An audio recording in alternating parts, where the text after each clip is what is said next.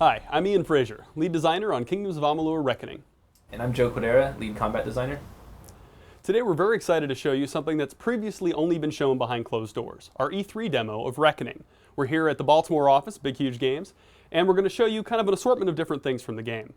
Now, one of the tricky things about a game like Reckoning is that it's huge. This is a massive open world RPG that features in-text action combat fused to a backbone of hardcore RPG systems. That's a lot of different stuff going on, a lot of different places. So it's really hard to show it all in a quick demo. So before we jump into the live portion of the demo, we're first going to show you a video reel that features some of the different systems and locations and just bits and bobs within the game to hopefully give you a little bit better sense of scope. Now, my usual disclaimer up front, everything you're about to see is pre-alpha software, so we still have months of debugging and polishing left ahead of us. Nonetheless, we're really excited about where we're at, and we want to show it to you. So let's roll the clip.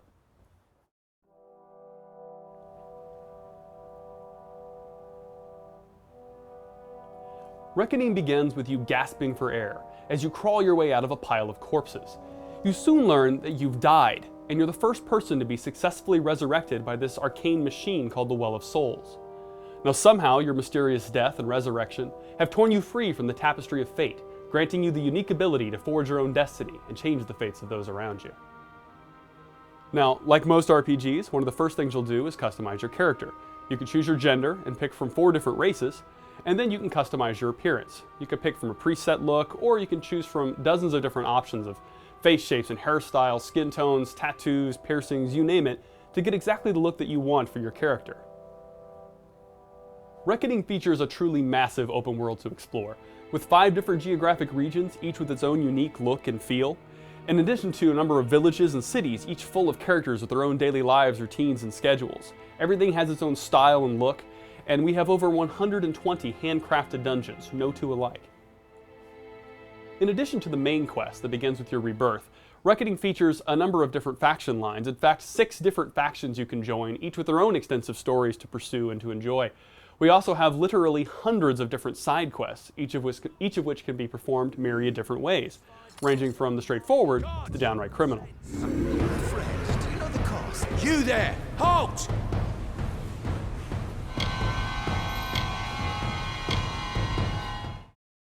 The combat in Reckoning is something else we're very proud of. It's fast, fluid, and intense. It's very responsive, it's very dynamic, you have a sense of weight and heft to everything you do. It's intense action combat, but all built on a solid foundation of crunchy advancement systems and player choice.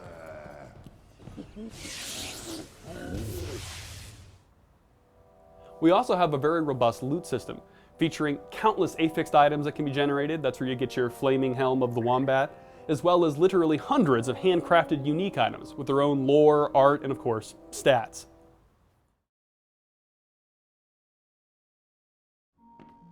Let's say you don't like the loot that's dropping. That's okay, you can make your own. We have 3 different crafting systems in Reckoning. First, alchemy, which lets you make potions using reagents you'll harvest throughout the world. Next, blacksmithing, my personal favorite, which lets you salvage components from weapons and armor that you don't want, and then use those components to craft new equipment that you do want. Meanwhile, Sagecraft lets you fuse together shards of magic crystal to make gems. Gems can then be socketed into your weapons and armor to enchant them.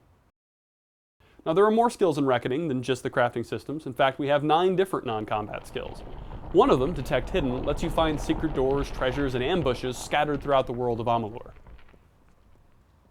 Meanwhile, Dispelling lets you turn off magical traps called wards without them blowing up in your face or giving you a curse. Pretty handy skill to have.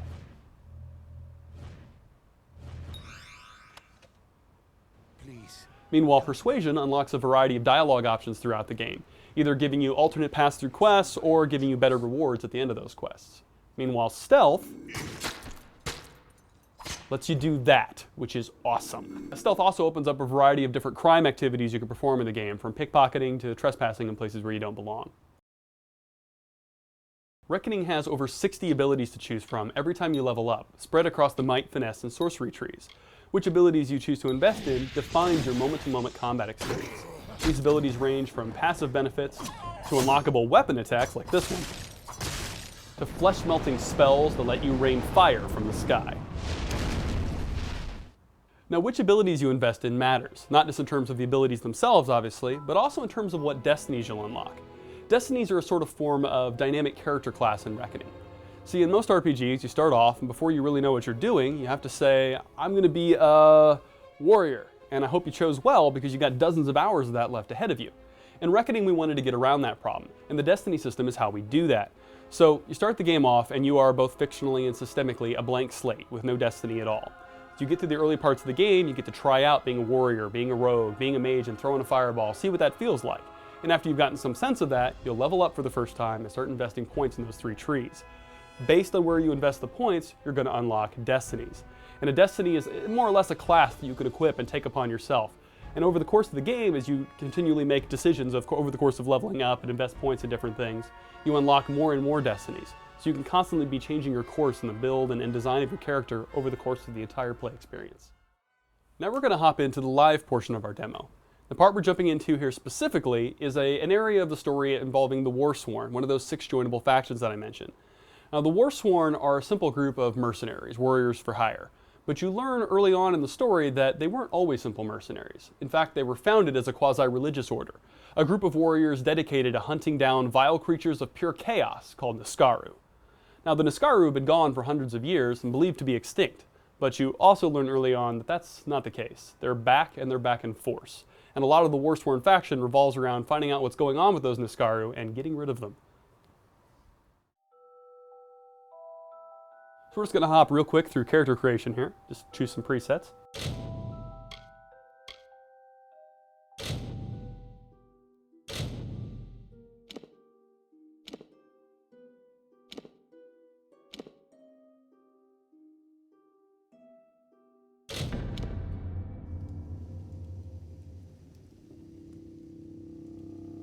Alright, so here we've hopped into Brigand's Hall, a cave where we find these bandits we've been following. And we're starting to get bits of hints that there's more than banditry going on here, that the Niskaru have actually taken root in this cave, but we don't really know any more than that, so we're going to investigate.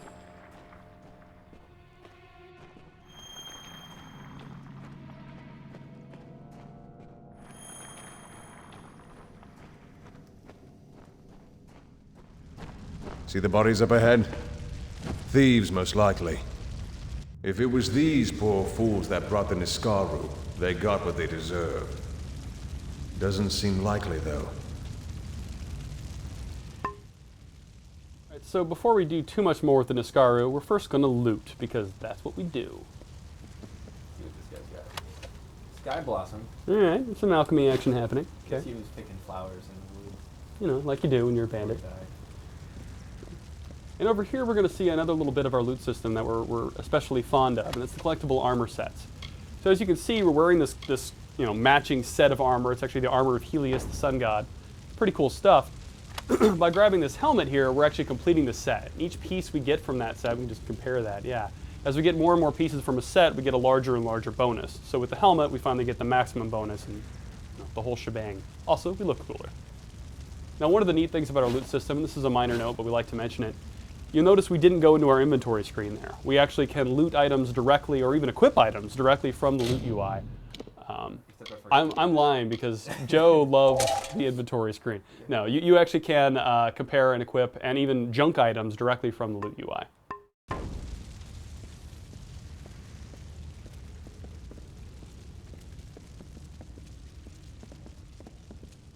Up ahead, you see some cultists. What's up with these guys? What's this? Bloody mages.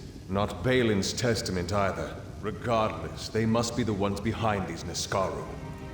That means they've got Warsworn blood on their hands. Now, one of the interesting things about the dialogue system in Reckoning, we realized that some players really don't care about dialogue. They really don't want to talk to the characters. They want to get back to the action and start lopping off heads. That's okay. Because of that, we take our quest critical lines, like behind the Niskaru here, we highlight them in blue and we throw them to the top of the list. So it's immediately obvious and easy how to just progress and get back at a dialogue if that's not what you're into. If, however, you do want to delve deeper into the characters and the lore of the world, we always have a variety of info topics below where you can do just that. And if you dig into those, you'll unlock more and more, and you can find out more about the world around you.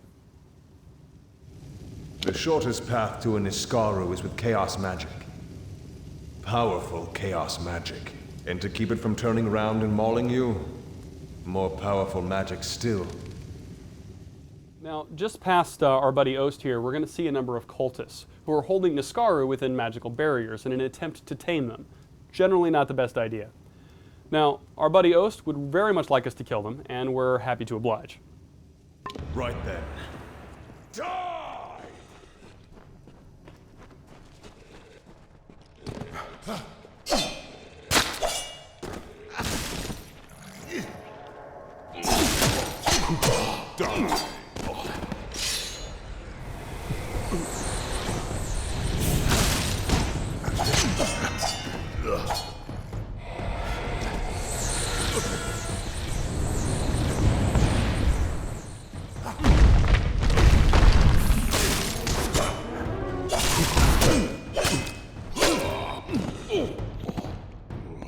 No! The barriers!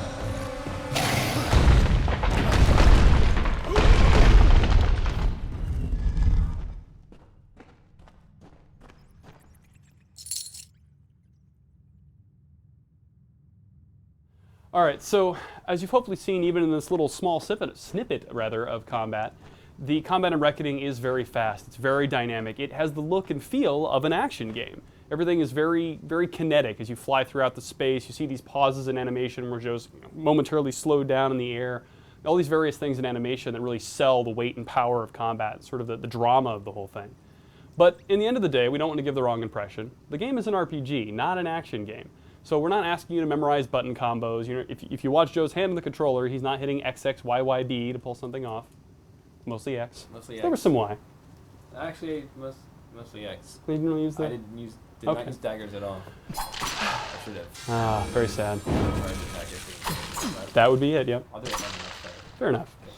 So yeah, so it's easy to perform, and it's very, well, it's an RPG. It's all about what equipment you've purchased, what abilities you've unlocked, what destiny you've chosen to equip. Everything about your moment-to-moment combat is driven by your RPG decisions, and then the awesomeness of combat is where the action game impulse comes in.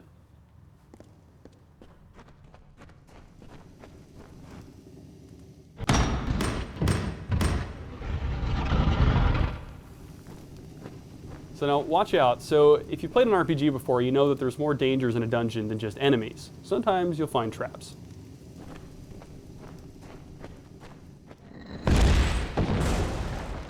Like that one. So fortunately, we have ways to deal with this. As I mentioned earlier, there's a number of non-combat skills in Reckoning. One of those, Detect Hidden, will help you deal with things like traps. If you look at the mini-map in the top right, you'll see little orange dots. That's because we've invested enough in Detect Hidden to see where those traps are to help us avoid them.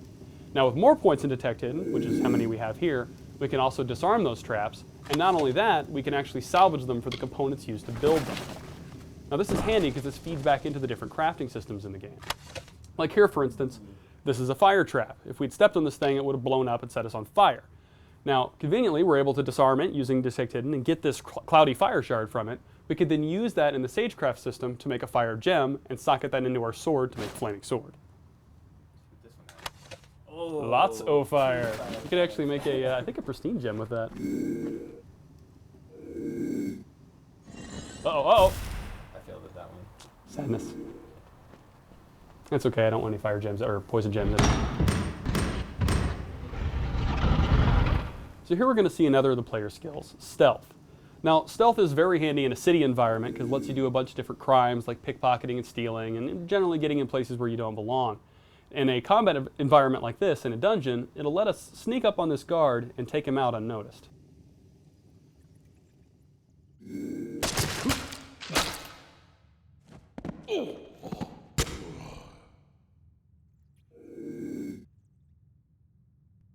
So as I mentioned, there are a variety of crimes. One of those is pickpocketing. And although, frankly, we're going to kill this guy anyway, first we're going to take his stuff. Pickpocket. another shard, not bad, and a lockpick. And now he's got. Oh, he found you.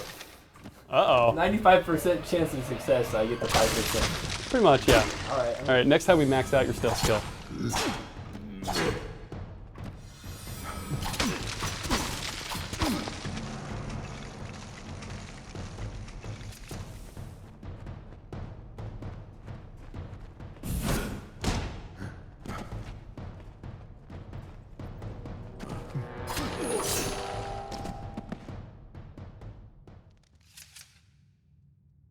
Now, if you see that purple glow in the corner there, that actually means that there is a warded chest nearby, which is something you'll tend to find around a lot of spellcasters, like in this cave.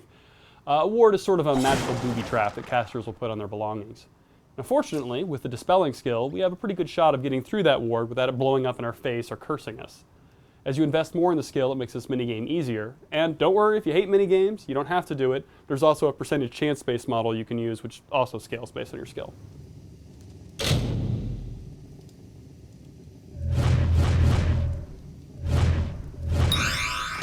Not bad, actually. Good about myself. First time around. That was good.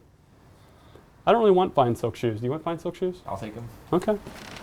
I take everything. Just take it, sell it all. Like, look, I'm gonna loot this guy.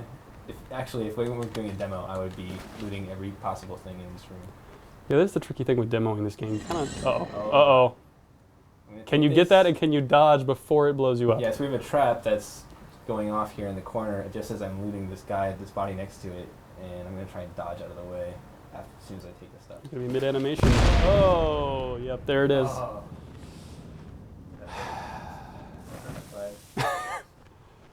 So, having been blown up by a trap here, you may have noticed over the course of some of the fights thus far that occasionally a thin purplish-blue line will zip from an enemy to the player character.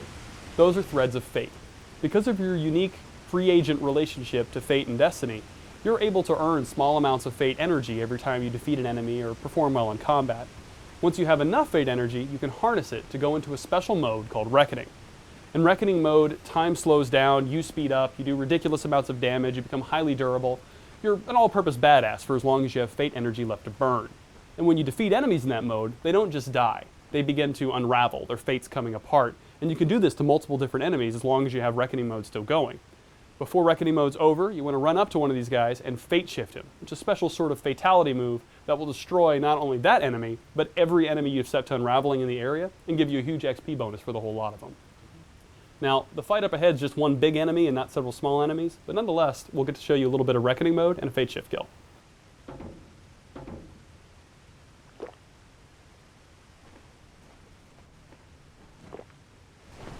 By Telogris, by the winds of the black depths, come forth!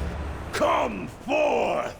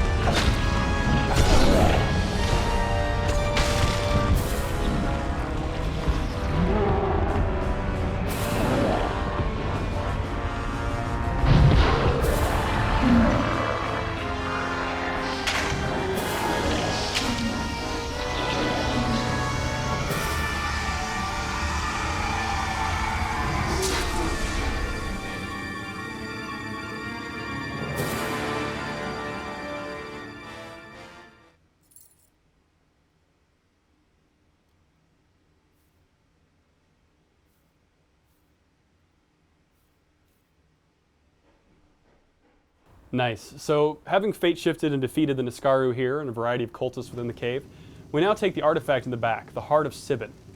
Now, normally in the midst of this quest, as again part of the War Storm faction line, we'd have absolutely no idea what this thing is, and we'd want to bring it back to Shield Ring Keep, the nearest Forsworn base, where we'd find out a little bit more about what it is and what it means that we found it here, and that story would kind of continue. But we're about out of time for this demo, so rather than show you more of the Warsworn, we're going to give you a little glimpse of the main quest, specifically part of the main quest featuring the Siege of Melson Shear, a big turning point where the player's unique ability to change the fate of the world around him starts to come into play on a much grander scale than you've seen up to that point. Now, in this demo, you've seen some Niskaru. Joe fought the smaller blood hunters early on, and then he fought the big Niskaru tyrant just now. But in this piece of the main quest, you're going to see a much larger, much nastier Niskaru, a creature called Balor.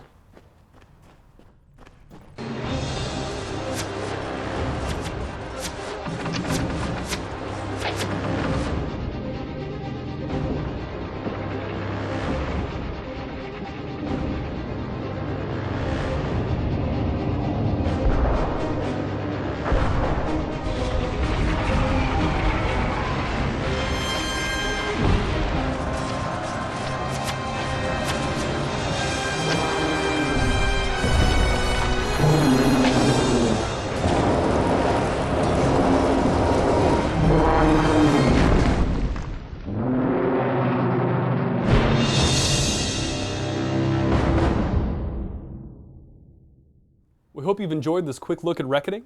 Once again, coming for the Xbox 360, PlayStation 3, and PC in 2012. You said it all. You're gonna love the game.